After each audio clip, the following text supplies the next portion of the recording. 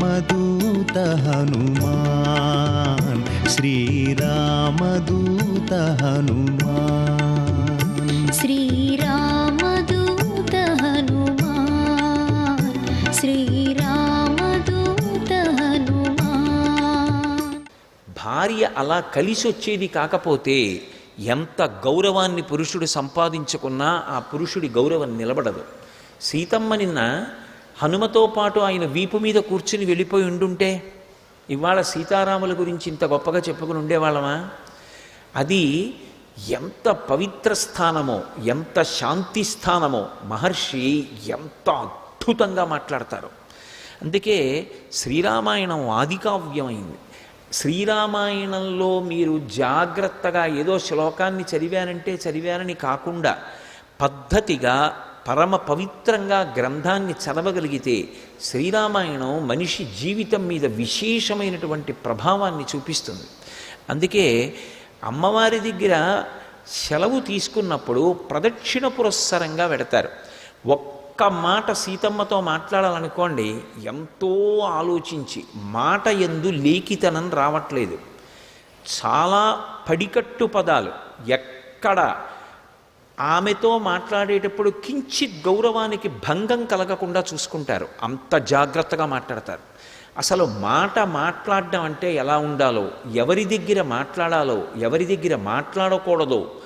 అమ్మ బాబోయ్, రామాయణం చదువుతుంటే ఇలా ఉంటుందా శీలవైభవం అంటే అనిపిస్తుంది. సీతమ్మని అనసూయమ్మ అడుగుతుంది, రాముడి గొప్పతనం ఏం కనపడింది నీకని అడిగింది. అడిగితే ఆవిడ రాముడిలో ఉన్న చాలా గొప్పతనం ఎవరైనా ఏం చెప్తారంటే ధర్మం చెప్తారు, ఎవరైనా ఏం చెప్తారంటే సత్యం చెప్తారు, ఎవరైనా ఆయన పరాక్రమం చెప్తారు. సీతమ్మ ఏం చెప్పిందో తెలుసా? నా భర్త అనృతం నహిరామస్య కదాచిదపి సమ్మతం విశేషేనాశ్రమస్తస్య సమీపే స్త్రీజనస్య చ. ఇది నా భర్త గొప్పతనం. ఏమి శీల వైభవం! ఒక భర్త బలహీనత ఏమిటో, భర్త బలం ఏమిటో భార్యకి తెలుస్తుంది. ఆవిడంది, నా భర్త కొన్ని ప్రదేశాలకి వెళ్ళినప్పుడు అసలు మాట్లాడడం చేతకాక కాదు, అక్కడ మాట్లాడకపోవడం గౌరవం అని నా భర్తకి తెలుసు. ఎక్కడ మాట్లాడ్డో తెలుసా అమ్మా? నా భర్త విశేషేన ఆశ్రమస్తస్య, ఒక ఆశ్రమ ప్రాంగణంలోకి వెడితే అక్కడ గురువులు ఉంటారు. గురువుగారు మాట్లాడాలి, నేను వినాలి. అంతేకాని గురువుగారి దగ్గరికి వెళ్ళి కూడా నేను మాట్లాడితే ఏమనరు, నవ్వుతూ వింటారు. అంతే. అమాయకుడు రావిడి ఇంకా పెరగవలసిన వాడు అనుకుంటారు. కాబట్టి గురువుగారి దగ్గర మాట్లాడకూడదు, గురువుగారి దగ్గర వినాలి.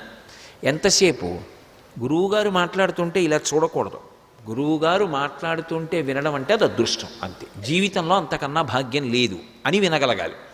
కాబట్టి విశేషేన ఆశ్రమస్తస్య, పురుషులకు సహజ బలహీనత ఉంటుంది అని సీతమ్మ అనలేదు. అనకుండా ఒక మాట అంది, చాలామంది స్త్రీలు ఎక్కడైనా ఉంటే అటువంటి చోట ఎక్కువ మాట్లాడుతూ ఉంటాడు పురుషుడు. ఎందుకంటే ఏదో తన గొప్పతనాన్ని ఆవిష్కరించుకోవడానికి ఆ మాట తీరులో చిన్న తేడా వచ్చేస్తుంది. కానీ అమ్మ, నా భర్త స్త్రీలు ఉంటే మాట్లాడ్డా. ఎందుకో తెలుసా? పొర్రపాటున నోట్లో తనని తాను పొగుడుకోవడం వస్తుందేమో, తనని తాను పొగుడుకుంటే తాను మరణించినట్టు. అందుకని తాను మాట్లాడ్డమ్మా. ఈ రెండు చోట్ల అంత నిగ్రహం ప్రదర్శిస్తాడు. అటువంటి భర్త దొరకడం నా అదృష్టం.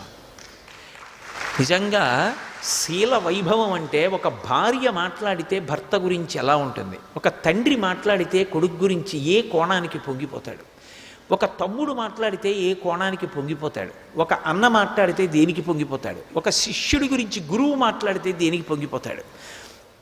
రాముడు అనుబంధములు అని సాలెపురుగు గూడు మధ్యలో సాలెపురుగు ఉండి చుట్టూ దారాలు అల్లినట్టు కేవలం రామచంద్రమూర్తి సంబంధములు అని రామాయణాన్ని పరిశీలనం చేశారనుకోండి, అసలు ఒక మనిషి ఇలా బ్రతకాలా అనిపిస్తుంది.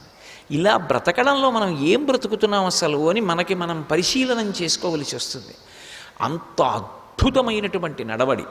రామాయణం ప్రవర్తనకి సంబంధించినటువంటి శాస్త్రం, వేదోపబృంహణం. అందుకే ఎక్కడైనా సరే ఎవరు ఎలా ప్రవర్తించారు అనేటటువంటి దాన్ని కించిత్ కూడా దాచకుండా మాట్లాడతారు. మాట్లాడడంలో గమ్మత్తు ఏమిటంటే, ఇతను మంచి పని చేశాడు అని చెప్పరు, ఇతను చెడ్డ పని చేశాడు అని మహర్షి చెప్పరు. సర్వం శ్రీ ఉమామహేశ్వర పరబ్రహ్మార్పణమస్తు. స్వస్తి.